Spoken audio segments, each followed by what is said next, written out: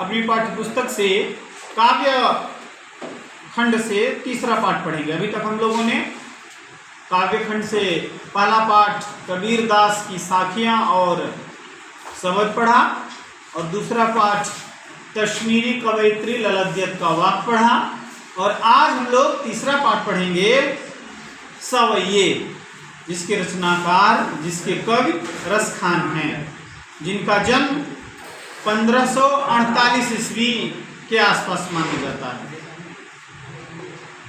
जिनका मूल नाम सैयद इब्राहिम है, जो ब्रज भाषा के रचनाकार हैं, जिनके गुरु गोस्वामी विठलनाथ हैं और इनकी रचनाएं सुजान रसखान और प्रेम वाटिका हैं और इनकी रचनाओं का जो संग्रह है वह रसखान रचनावली के नाम से प्रकाशित है। कृष्ण भक्ति काव्य के महत्वपूर्ण कवियों में रसखान की गणना होती है। तो यह इस पाठ्यक्रम में हम लोगों की पाठ्यपुस्तक में 4 सवैयों का अध्ययन करना है। 4 सवैया संग्रहित। पहली और दूसरी सवैया में रसखान ने ब्रजभूमि के सौंदर्य का, ब्रजभूमि के प्रति अपने प्रेम का वर्णन किया है। तीसरी सवैया में कृष्ण के रूप सौंदर्य का वर्णन किया है और चौथी सवैया में मुरली की धुन और कृष्ण की मुस्कान के प्रभाव का वर्णन किया। ठीक, चलिए पहली सवैया का सस्वर वचन करते हैं, आप लोग ध्यानपूर्वक सुनिए। मानुष हाँ तो वही रस खानी, बसों ब्रज गोकुल गाम के वारन। मानुष हाँ तो वही रस खानी, बसों ब्रज गोकुल गाम के वारन। जो पशु हाँ तो कहाँ बस मेरो, चरानित नंद की धेनु मझारन। पाहन हाँ तो कहाँ, पाहन हाँ तो वही गिरि को, जो कियो हरि छत्र पुरंदर धारन। जो खग हाँ तो बसेरो करो, मिली कालिंदी कूल कदम्ब की डारन। इस पहले सवैये में कवि रसखान अपने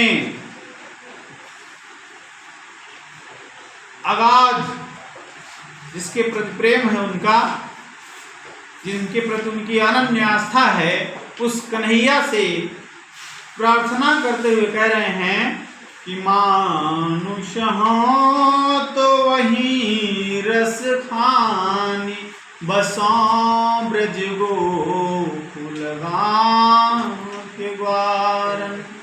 हे कृष्ण, हे कन्हैया, हे मुरली मनोहर, अगर मेरा अगला जन्म मानुष के रूप में मिले, मनुष्य के रूप में अगर मैं अगला जन्म पाऊं, तो मुझे ब्रज गोकुल के गांव में ही जन्म लेने का मौका मिले, ऐसी प्रार्थना कर रहे हैं कवि रसखान। वही कवि रसखान जिनका वास्तविक नाम सैयद इब्राहिम है, जिनका जन्म 1548 ईस्वी में हुआ, जो ब्रज भाषा और कृष्ण भक्ति के अनन्य कवि हैं। दूसरी पंक्ति, जो पशु हाँ तो कहाँ बस मेरो, चरानित नंद की धेनु मझारन। दूसरी पंक्ति में कवि रसखान क्या प्रार्थना कर रहे हैं कन्हैया से कि अगर अगला जन्म मुझे या मेरा पशु के रूप में हो तो और कहीं नहीं, मैं नंद की धेनु मझारन, मैं नंद की गायों के बीच रहना चाहूंगी। जो पशु हाथ कहाँ बस मेरो, अगर पशु के रूप में मेरा जन्म हो जाएगा तो मेरा बस तो रहेगा नहीं कि कहाँ जन्म पाऊं, कहाँ रहूं, कहाँ आऊं, कहाँ जाऊं। इसलिए इसी जन्म में आपसे प्रार्थना कर ले रहे हैं कि प्रभु अगला जन्म अगर मेरा पशु का रूप में भी हो तो नंद की गायों के बीच में मुझे विचरण करने का मौका मिले। तीसरी पंक्ति में पाहन तो वही गिरी को, अगर पत्थर के रूप में मेरा जन्म मिल जाएगा तो वही गिरी को, उसी पर्वत का पत्थर बनूं। किस पर्वत का? जो पाहन हो तो वही गिरी को, जो कियो हरि छत्र पुरंदर धारण। उसी गिरी का, उसी पर्वत का, उसी पहाड़ का मैं पत्थर बनना चाहता हूं जिस पहाड़ को आपने अपनी उंगली पर उठाया, उस गिरी को आपने धारण किया जिससे आपका नाम गिरधारी हो गया। और उस गिरी को आपने किस लिए धारण किया था? पुरंदर की वजह से, इंद्र के कारण। इंद्र ने क्रोधित होकर भारी वर्षा किया और उससे ब्रज क्षेत्र में, ब्रजवासियों में हाहाकार मच गया। तब उन्होंने आपसे प्रार्थना की तो आपने उस गिरी को, उस पर्वत को जिसका गोवर्धन नाम था, उसको उठाकर संपूर्ण ब्रजवासियों की रक्षा की थी। उसी गिरी का, उसी पर्वत का, उसी पहाड़ का मैं पत्थर बनना चाहता हूँ। पाहन हो तो वही गिरी को, जो कियो हरि छत्र पुरंदर धारण। फिर पहले सोई की आखिरी लाइन में क्या कह रहे हैं? जो खग तो बसेरो करो, अगर खग के रूप में मेरा जन्म होता है तो, खग माने पक्षी, खग माने पक्षी, खग पक्षी, द्विज, विहग, विहंग, शकुंत, खेचर आदि चिड़िया के, पक्षी के पर्यायवाची। ठीक है। तो रसखान पहले सोइया के आखिरी लाइन में, आखिरी पंक्ति में कह रहे हैं कि अगर मुझे अगला जन्म पक्षी के रूप में मिले, अगर मैं पक्षी का रूप पाऊं, तब मुझे कहाँ बसेरा मिले? जो खग तो बसेरो करो, मिली कालिंदी फूल कदम्ब की डारन। कहाँ बसेरा करने का मौका मिले बच्चों? कालिंदी माने यमुना, कूल माने किनारा, कदम्ब की डारन, कदम की डाल। वह कदम का वृक्ष कहाँ हो? यमुना के किनारे। कालिंदी कूल कदम्ब की डारन। अब इस पंक्ति में बच्चों आप बता सकते हैं कौन सा अलंकार होगा? मैंने आप लोगों को अलंकार की परिभाषा और उदाहरण कुछ बताया था, तो आप इस पंक्ति में कौन सा अलंकार होगा बता सकते हैं? कालिंदी कूल कदम्ब की डारन। कौन सा अलंकार? काव्य की जिन पंक्तियों में एक ही वर्ण बार बार आए वहां कौन सा अलंकार होगा?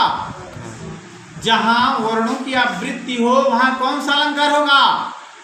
अनुप्रास अलंकार। कौन अलंकार? अनुप्रास। आप कोई कविता पढ़ रहे हो और उसमें एक ही वर्ण, एक ही अक्षर बार बार आ रहा है तो वहां अनुप्रास अलंकार होगा। जैसे कालिंदी कूल कदम्ब की डारन, यहाँ एक ही वर्ण 3 बार आया है, 4 बार आया है। कौन सा वर्ण? क। और उदाहरण क्या होगा? भुजबल भूमि भूप बिन कीन्ही, यहाँ कौन वर्ण बार बार आया? भ ना। उसके बाद तरन तनुजा तट तमाल तरुवर बहु छाए, इस पंक्ति में कौन सा वर्ण बार बार आया? इसलिए यहाँ कौन सा अलंकार होगा? अनुप्रास। चारु चंद की चंचल किरणें। इस पंक्ति में किस वर्ण की आवृत्ति हो रही है? च। इसलिए यहाँ कौन सा अलंकार होगा? अनुप्रास अलंकार ना। आप लोगों ने एक गाना भी सुना होगा ना, चंदू के चाचा ने चंदू के चाची को चांदी की चम्मच से चटनी चटाई। तो यहाँ कौन सा वर्ण बार बार आ रहा है? च। इसलिए यहाँ कौन सा अलंकार होगा? अनुप्रास। ठीक है, तो यहाँ जो खग तो बसेरो करो मिली कालिंद फूल कदम्ब की डारन। रसखान जी कह रहे हैं कि अगर मुझे पक्षी के रूप में अगला जन्म मिले तो कालिंदी माने यमुना, कुल माने किनारा, कदम्ब की डारन माने कदम का जो वृक्ष है, जो पेड़ है, उसकी डाल पर बसेरा करने का मौका मिले। जो खग तो बसेरो करो मिली कालिंदी फूल कदम्ब की डारन। ये पहली सोया थी, समझ में आ गया? ठीक है, ठीक।